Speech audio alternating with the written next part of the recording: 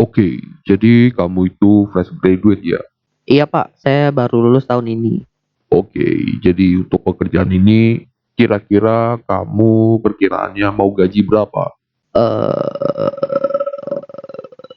Pernah ngalamin gini ketika kalian interview pertama kali saat kerja? Well, jangan takut karena di episode kali ini gue akan bahas tentang bagaimana cara menjawab pertanyaan mau gaji berapa untuk kalian yang masih fresh graduate. So, stay tune di Opsiana Podcast ya.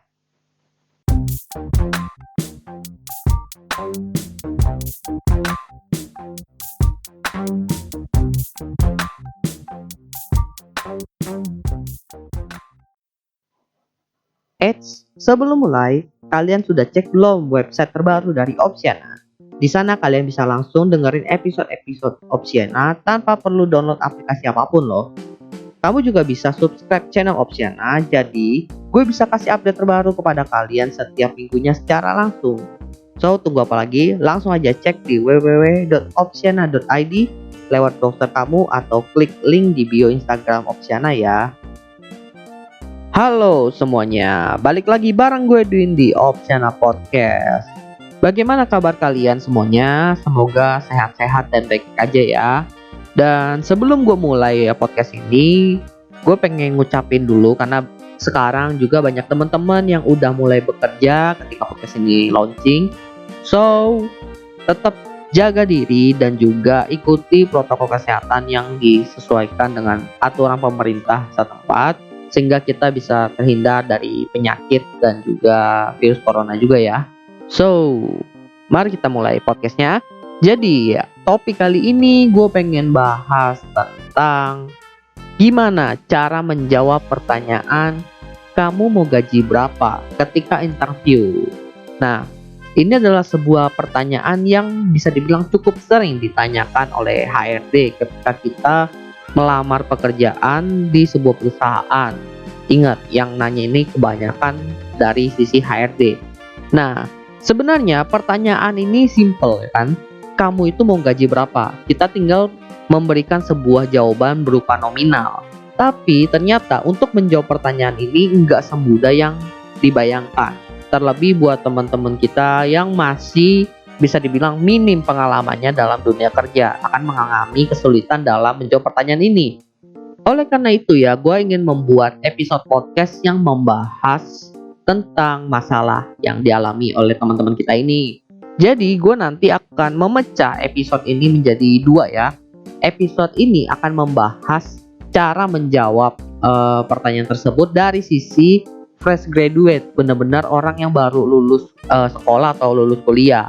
Lalu episode selanjutnya kira-kira minggu depan gue akan rilis cara menjawab bagi teman-teman yang sudah punya pengalaman kerja pertama kali lalu ingin pindah ke perusahaan yang lain. Oke, kita langsung bahas aja ya.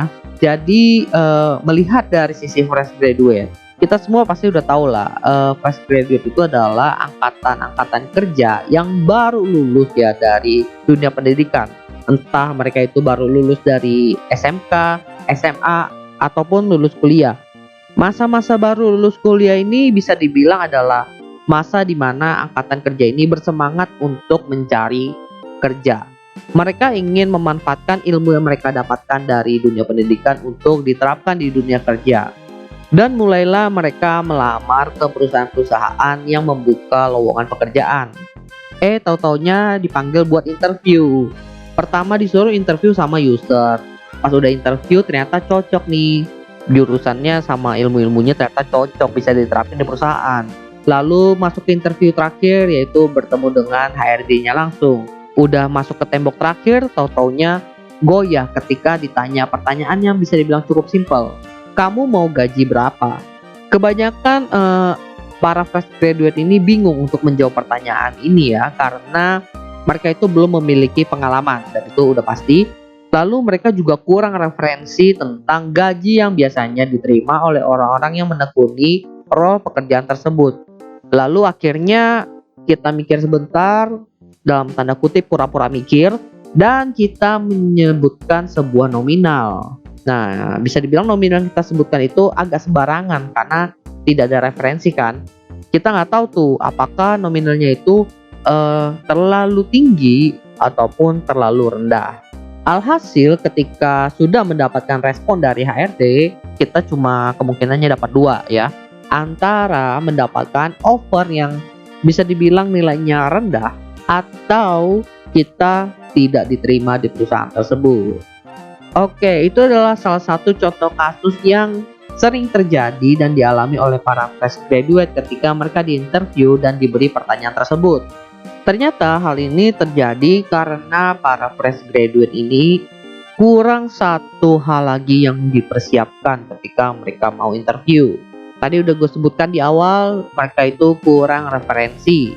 Oleh karena itu, sebaiknya kita menyiapkan diri dulu sebelum interview. Biasanya 1 atau 2 hari sebelumnya, kita mencari referensi tentang pekerjaan yang akan kita kerjakan nantinya kalau diterima. Jadi hal pertama yang harus kita ketahui terlebih dahulu adalah besar gaji dasarnya. Kita harus punya patokan dasarnya. Caranya sangat mudah, kalian tinggal riset aja pekerjaan yang akan kalian lamar, karena kebanyakan pekerjaan yang dilamar oleh fresh graduate ini posisinya itu masih di entry level atau level paling awal, sehingga sangat mudah ditemukan di internet untuk referensinya. Untuk infonya sendiri pun kalian bisa cari langsung ya ke website-website yang menyediakan lowongan pekerjaan atau memang punya referensinya, seperti Jobstreet, Glassdoor, Glints ataupun website-website yang serupa. Dan apabila kalian punya kerabat yang kebetulan sudah bekerja serta pekerjaannya itu serupa dengan pekerjaan yang kalian lamar, kalian bisa tanya perkiraan gaji untuk fresh graduate berapa. Tapi ya kalau misalnya kalian mencari melalui website atau menanyakan kerabat kalian, biasanya informasi yang disediakan itu adalah informasi bagi para fresh graduate yang lulusan sarjana atau S1, which is gajinya itu di atas UMR. Buat teman-teman kita yang saat ini masih lulusan SMA atau SMK itu bagaimana? Biasanya untuk gaji dasarnya atau baseline-nya itu kalian bisa berpatokan pada UMR kota tempat kalian bekerja. Dengan cara ini kalian bisa menghindari digaji oleh perusahaan dengan nilai yang bisa dibilang kecil bahkan di bawah dari UMR. Lalu sekarang kita masuk ke poin kedua.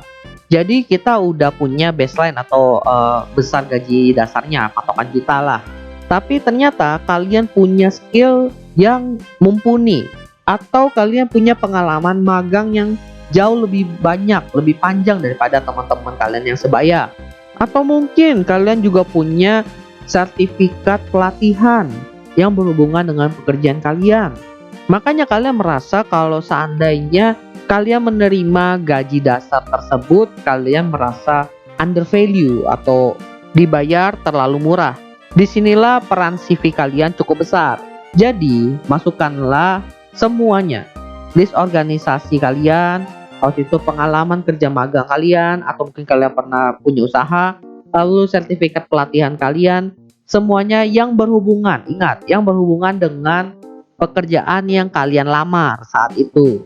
Dengan berbekal CV yang udah kalian sesuaikan dengan pekerjaan yang kalian lamar itu, kalian bisa menaikkan value dari gaji yang baseline tadi menjadi jauh lebih tinggi. Biasanya perkiraannya itu kenaikannya sampai 10 hingga 20%. Di atas dari itu kemungkinan besar kalian akan ditolak. Dan menurut gue sendiri pun untuk value 20% sendiri juga udah cukup high risk ya kalau seandainya kalian ajukan. So pertimbangkanlah antara 10 hingga 15% aja. Dengan 2 poin yang udah gue sebutin ini ya, kalian akan mendapatkan nilai plus di mata HRD karena kalian bisa menyebutkan value atau gaji dari pekerjaan yang kalian lamar berdasarkan hasil riset kalian, dan juga kalian bisa menunjukkan bahwa kalian punya effort untuk melakukan riset tersebut. Lalu kalian akan masuk ke tahap terakhir, yaitu tahap offering. Nah, ini adalah tahap yang sebenarnya diajukan oleh HRD kepada kita, di mana berdasarkan hasil interview lalu perkiraan gaji yang udah kalian sebutkan, mereka akan mengakumulasinya, kemudian memberikan nilai pasti yang akan mereka berikan kepada kalian apabila kalian bekerja di perusahaan tersebut. Biasanya ya offer yang diberikan itu bisa lebih rendah atau bisa lebih tinggi. Tapi kalau seandainya kalian melakukan riset secara benar, biasanya lebih rendah atau lebih tingginya itu tidak jauh dari value yang udah kalian sebutkan saat interview. Kalau seandainya kalian mendapatkan offer yang ternyata jauh lebih tinggi daripada yang kalian sebutkan tadi, then it's your lucky day. Tapi kalau seandainya kalian mendapatkan offer yang jauh lebih rendah daripada yang kalian sebutkan tadi, padahal kalian udah melakukan riset, pilihan kalian cuma dua. Kalian menerimanya dan mengadjust dengan pengeluaran kalian ikhlasin aja lah udah seperti itu, atau kalian tolak dan cari pekerjaan yang serupa di perusahaan yang lain yang bersedia untuk menggaji kalian dengan nilai yang kalian sebutkan tadi. Karena menurut gua kalau seandainya kalian udah riset, udah tahu value kalian, udah dinaikin sekitar 10-15%, menurut gua perusahaan yang lain pun pasti bisa menerima kalian dengan tawaran tersebut. Karena balik lagi, nominal yang kalian sebutkan itu bukanlah nominal asal-asalan, melainkan benar-benar sudah kalian riset dan berlaku secara general, sehingga kalian berhak mendapatkan gaji dengan value tersebut atau bisa lebih tinggi sedikit daripada value base yang tadi. So, dengan cara ini kalian seharusnya bisa jauh lebih pede ketika menjawab pertanyaan kamu mau digaji berapa.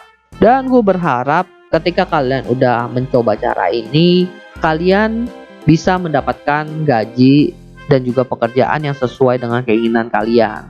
Apalagi ini adalah pengalaman pertama untuk para fresh graduate, jadi haruslah menjadi pengalaman yang berkesan buat kalian. Ingat, kalau kata orang-orang nih, pengalaman kerja pertama itu adalah pengalaman yang paling diingat. So, buatlah pengalaman tersebut menjadi berkesan buat kalian. Oke, gua rasa itu aja sih yang ingin gue bahas di Opsiana Podcast episode kali ini. Semoga bermanfaat. Jangan lupa juga subscribe newsletter Opsiana Podcast di www.opsiana.id, karena kalian akan mendapatkan info-info terbaru terkait episode terbaru Opsiana dan info-info menarik lainnya langsung ke email pribadi kalian. Atau kalian juga bisa langsung ikutin melalui sosial media Opsiana seperti di Instagram di @opsianamedia. Thank you buat yang udah dengerin Opsiana. Untuk kelanjutannya, yaitu dari versi orang yang sudah punya pengalaman kerja, akan gua upload kira-kira minggu depan kalau tidak ada masalah. So, keep stay tune di Opsiana Podcast dengan cara subscribe tadi ya. Jadi, itu aja. Sekian dari gue Edwin, Opsiana Podcast. Thank you.